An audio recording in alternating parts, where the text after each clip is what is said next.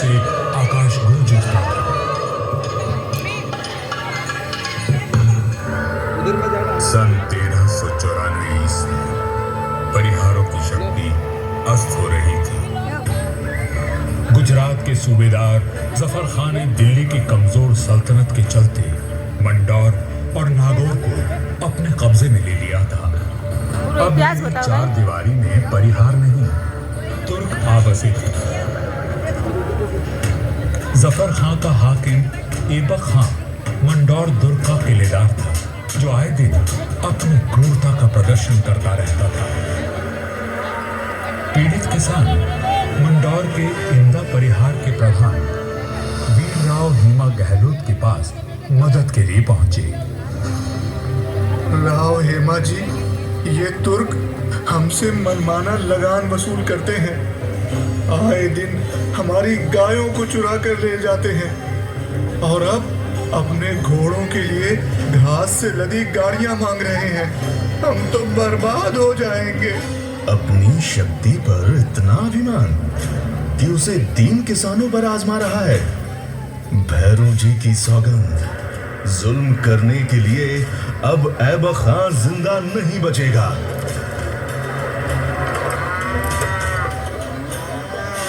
शक्तिशाली शत्रु से लड़ने के लिए बल और बुद्धि से वार करने की योजना बनाई गई और हर गाड़ी में हथियार लिए योद्धा छुप कर बैठ गए। गाड़ियां जैसे ही किले के भीतर पहुंची, क्षत्रियों ने नारा लगाया।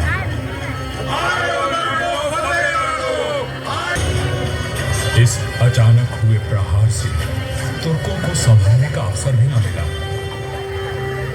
वीर हेमा गहलोत, समर शूर राव चुंडा राठौर और मारवाड़ के वीरों की प्रतापी तलवारें लहराई तो शत्रुओं के सिरों के ढेर लग गए।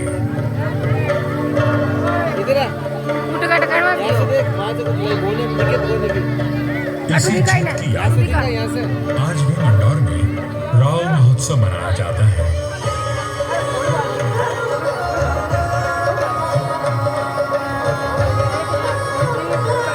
हर वर्ष होली के दूसरे दिन निर्भीक, साहसी हेमा गहलोत और सभी वीरों को याद किया जाता है और बाबा भैरूनाथ जी की पूजा की जाती है, जिनके आशीर्वाद से वीर विजय हुए थे। मंडौर विजय के बाद भी इंदा परिहार का मन अशांत था, क्योंकि ये नगर शत्रुओं से घिरा हुआ था। तब उन्होंने शक्तिशाली राठौड़ वंश को राज सौंपने का निश्चय किया। इंदा के मुखिया राय धवल ने अपनी पुत्री का विवाह राव चुंडा से करवाया और दहेज में मंडौर का दुर्ग दे दिया गया। राव हेमा गहलोत ने राव चुंडा का राज तिलक किया और भाटों ने मंगल गान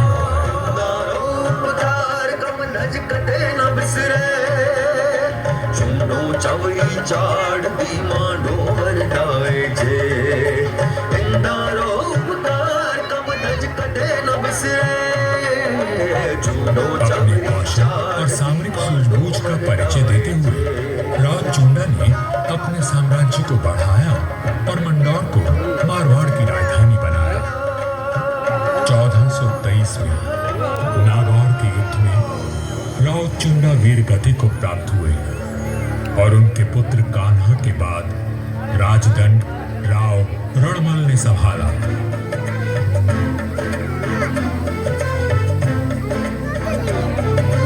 मारवाड़ और मेवाड़ में घनिष्ठ संबंध थे, परंतु मेवाड़ नरेश राणा कुंभा के कान भरने लगे।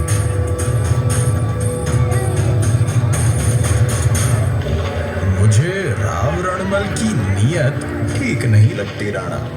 वो आपका राज हड़पना चाहता है। वह सिर्फ एक पक्ष को देखते हैं, दूसरे पक्ष से तो उनका कोई मोह नहीं। एक मधुर संबंध में संशय और अविश्वास का विष घोल दिया गया था। 1438 ईस्वी में राव रणमल अपने पुत्र जोधा के साथ चित्तौड़ के दुर्ग में था। रणमल को किसी षड्यंत्र का आभास हुआ और उसने बेटे जोधा को किले से बाहर भेज दिया। पिता की आज्ञा मान जोधा चित्तौड़गढ़ की तलहटी में पहुंचा। तभी एक डोम ने जोधा का ध्यान खींचा, जो एक दोहा गा रहा था।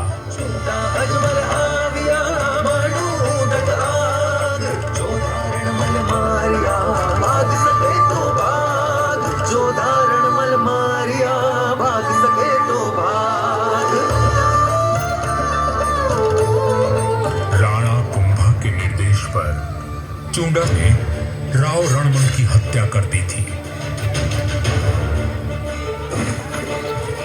पिता की हत्या का प्रतिशोध लेने की प्रतिज्ञा लेकर युवा जोधा मारवाड़ की ओर बढ़ चला, परंतु चूंडा उसका पीछा करता रहा।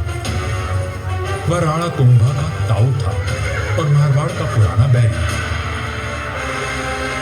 काल बनकर मेवाड़ की विशाल सेना जोधा के पीछे पड़ी थी और वीरों का वंशज अपने 700 स्वामी भक्त लड़ाकों के साथ उनसे जूझ रहा था।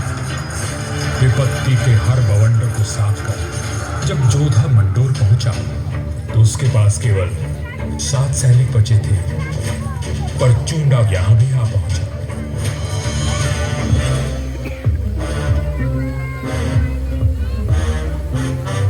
चूंडा बोला, मंडोर किले का कोना कोना छान मारो। रणमल ने मेरे भाई राघव देव को मरवाया था, मैं उसके वंश का नाश कर दूंगा।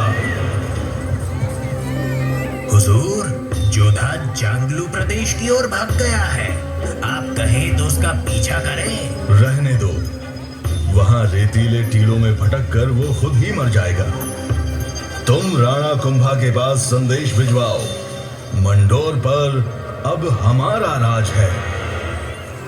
पिता की निर्मम हत्या की पीड़ा और राज खो देने का अपमान लिए जोधा भटक रहा था।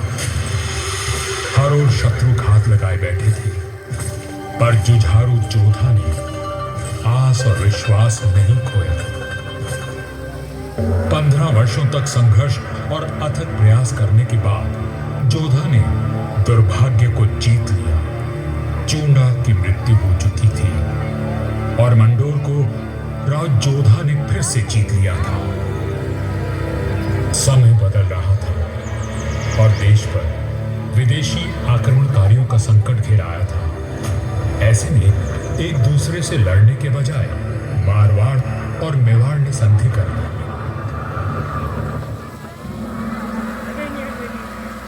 पर दूरदर्शी राव जोधा को कोई चिंता खाए जा रही थी और उस चिंता का कारण मैं यानी मंडोर का दुर्ग था। किस सोच में डूबे हैं राव जी? अपने आसपास देखो, क्या दिखता है? आकाश, जंगल, पहाड़ियां। ये पहाड़ियां ही मेरी चिंता है। कई सौ साल पहले ये काफी ऊंची थी और किले तक पहुंचना कठिन था, पर भारी वर्षा और धूल भरी आंधियों ने इनका कद घटा दिया है। राव जोधा की बात पीड़ादायक परंतु सत्य थी। मैं भी अब बूढ़ा और कमजोर हो चला था, सो मेरा त्याग करके मेहरानगढ़ का निर्माण किया गया और ये सही फैसला था। भारत में जब मुगलों का आगमन हुआ तो राठौड़ राजवंश ने उनसे सीधी टक्कर ली और हार माने बिना संघर्ष करते रहे। इस सब में मेहरानगढ़ ने प्रमुख भूमिका निभाई। जोधपुर का इतिहास प्रेरणादायक वीर गाथाओं से भरा हुआ है। त्याग और देशभक्ति के कीर्तिमान स्थापित करके इतिहास में अमर हो जाने वाले वीरों ने जोधपुर का सर सदा ऊंचा रखा है।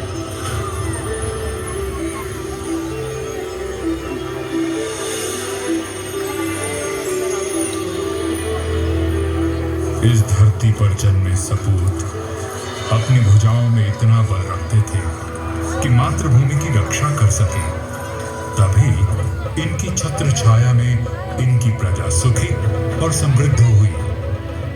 पर यह बात कम ही लोग जानते हैं कि फौलादी सीनों में कोमल भावनाओं का भी वास था। राजधर्म का पालन करने वाले तलवार के धनी इन रणधीरों के मन में नवसृजन और कला के प्रति प्रेम भी बसता था, जिसका प्रमाण आज भी उपस्थित है और इस धरती का सौंदर्य बढ़ाता है। महाराजा अजीत सिंह जी को उनकी सृजनात्मक ऊर्जा और निर्माणों के लिए याद किया जाता है। उन्होंने देवी देवताओं की साल, अजीत पुल, मय पुल और एक खंबा महल बनवाया एवं भेरू बावड़ी और भेरू मंदिर का जीर्णोद्धार करवाया। उन्होंने अपने पिता महाराजा जसवंत सिंह जी के भव्य देवल का निर्माण भी करवाया, जिसके विशाल स्तंभों एवं गर्भगृह का अलंकरण दर्शनीय है। सभा मंडल का दृश्य पौराणिक आख्यानों का स्पष्ट दर्शन देता है। प्रस्तरों पर उत्कीर्ण भाव भंगिमाएं शिल्पकला का श्रेष्ठ उदाहरण है।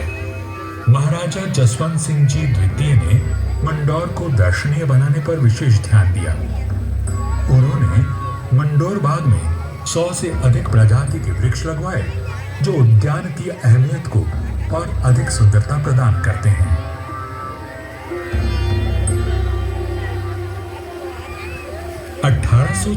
ईस्वी में महाराजा सरदार सिंह जी ने मंडौर के बाग को और संवारा। महाराजा उम्मेद सिंह जी के समय 1923 और 1947 के बीच मंडौर उद्यान को आधुनिक रूप देने हेतु कई कार्य करवाए गए, जैसे नागादगी नहर का जीर्णोद्धार, देवलों व महलों के पास सुंदर बाग विकसित किए गए। इसके साथ ही 4 दीवारी व दोनों मुख्य द्वारों का निर्माण हुआ। मारवाड़ नरेश राव गांगा राठौर जी ने कहा था, नाम तो गीतड़ा या भीतड़ा सूर्य। युगों तक मनुष्य की ख्याति या तो साहित्य सृजन से अथवा बड़े बड़े निर्माण कार्यों से रहती है। राठौड़ राजवंश अपने पराक्रम और निर्माण के लिए अमर रहेगा। मंडौर में स्थित थड़ों एवं देवलों पर बनी अद्भुत मूर्तियां शिल्पकला की नायाब मिसाल है। मारवाड़ के सर्वाधिक शक्तिशाली नरेश राव मालदेव जी से लेकर महाराजा अजीत सिंह जी के देवल आज भी सुंदर नक्काशी एवं बेजोड़ वास्तुकला की छाप छोड़ते हैं।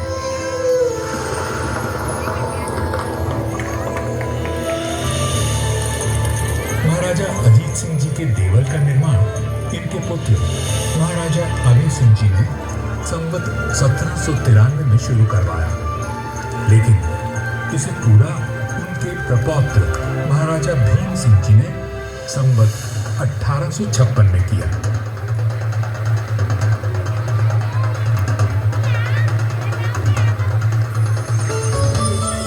यह राजस्थान के समस्त देवलों में न केवल भव्यतम है, बल्कि अपनी कलात्मकता को सहेजे तत्कालीन शिल्पकला का विलक्षण 4 भव्य द्वारों एवं 4 सभा मंडपों से सज्जित यह देवल शैव धर्म की महत्ता को दर्शाता है।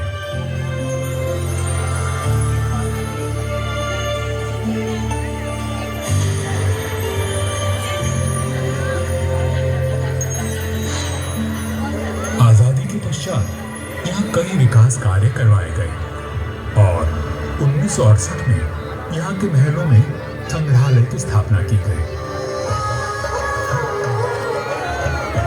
यहाँ जन्मे वीरों और स्वामी भक्तों की मिसाल युगों तक कायम रहेगी। जब वीरपुरी और नाग पंचमी को यहाँ विशाल जनसमूह उमड़ता है, तो आज भी हमारे आत्मीय संबंध जीवंत हो उठते हैं।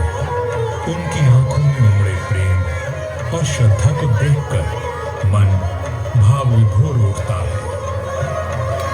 सदियों के संबंध आज भी अटूट हैं। मुझे तो समय की आंधी ने नष्ट कर दिया, पर मंडौर के देवल, मंदिर, छतरियों और बाग को संभाल कर रखना इस पीढ़ी का कर्तव्य है।